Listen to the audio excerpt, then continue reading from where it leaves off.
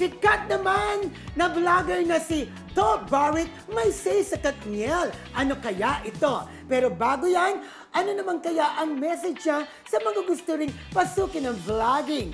Ano rin ba ang advocacy niya sa pagpasok dito? Panoorin natin to. I always share my stories, how I strive hard to be who I am today and to where, like kung saan ako ngayon at yung narating ko ngayon. Pag ikaw talaga, kahit hindi, kung anong antas ng buhay mo, it doesn't define you. What defines you is your motivation and how hardworking you are. Don't let other people judge you, misjudge you, or whatsoever. Be yourself. Don't listen to them. But ano mo lang talaga na you just need to focus on your goals. May mga tao talaga magbabash at magbabash sa'yo. They will pull you down. But again, if you have the faith, and you have the faith talaga, I mean, walang makakatibag at mapupuntahan mo talaga yung gusto mong maparungan. Just pray. Yung isang celebrity na gusto kong ma-interview siguro right now, I think si Catherine Bernardo. Bakit si Katniel? Kasi nakita ko si Catherine, paano siya nagsimula at paano siya lumaki bigang artista. Nakita ko siya how she became more independent and grow to be a strong, independent woman right now. Yung she doesn't need anyone else to prove herself and to prove her worth. Hindi ko alam kung magbabalikan sila, pero baka, hindi, or whatsoever. As long as they're happy with their paths right now, yun lang talaga. I mean, they just need support.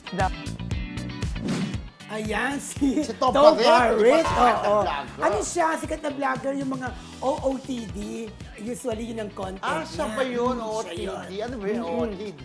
Outfit of the day. Ay, ang Ganda. galing. Pero ano siya, di ba? Tisaga Yan, siya. ikaw yan ang OOTD. Oh, yun ang OOTD mo ngayon. Wow. Okay. Kasi nababasa ka, meron naman si TTO, ano yun? Si OO, ano yun? Credit to the owner. yun. Okay. Kasi ngayon ko lang naririnig na nababasa ko, pero binabasa ko lang si TTO. Parang nagiging lumang tao ka na talaga. Oo, wala na yung mga ganun. O sabi nga ni Top Barrett, dun sa mga nagbablog, talagang may mga bashers. Pero huwag nang intindihan. Maski tayo, di ba? Binabash tayo. Pero, tama naman sinasabi niya. Kumbaga, maging challenge din yun sa'yo. Pero kung binabas ka, bawa sasabihin, ay, ang pangit naman ng vlog mo, ay, di ka naman magiging challenge para pag-usay mo. Minsan, iti-take mo yung constructively rin naman, Yes, di ba? yes, Yung wow. mga ganon. Well, Oo, dapat ganun Distract talaga. na lang. Constructively. Oo, di ba? Yes, Pero ito oo. si Tobarit, talagang hanggang kay Catherine, di ba? Yes, Talagang, oo. sa ngayon, talagang ina-inang Catherine, ina-inang Kim Chu. Oo. Sa mga girls, sila yung nababanggit lagi, di ba? Oo, Ano ba hanggang- content ni Tobarit? Yun Kakasabi lang yan, di Yung, ba? yung outfit of the day. Oo, Yes, yung kung mga ano mga outfitan. pinagsusuot-suot So, ibig sabihin, Dapat eto, pala manood ka ng vlog Fashionable. niya. Oo. Ayun, papunta nga ako sa word Fashion, nila. fashion. Fashionable siya. Parang heart evangelista at saka si Pia Wurtzbach, di ba? Tapos may Ann sinabi siya. Curtis. May Ann sinabi Curtis. siya sa Katniel, di ba?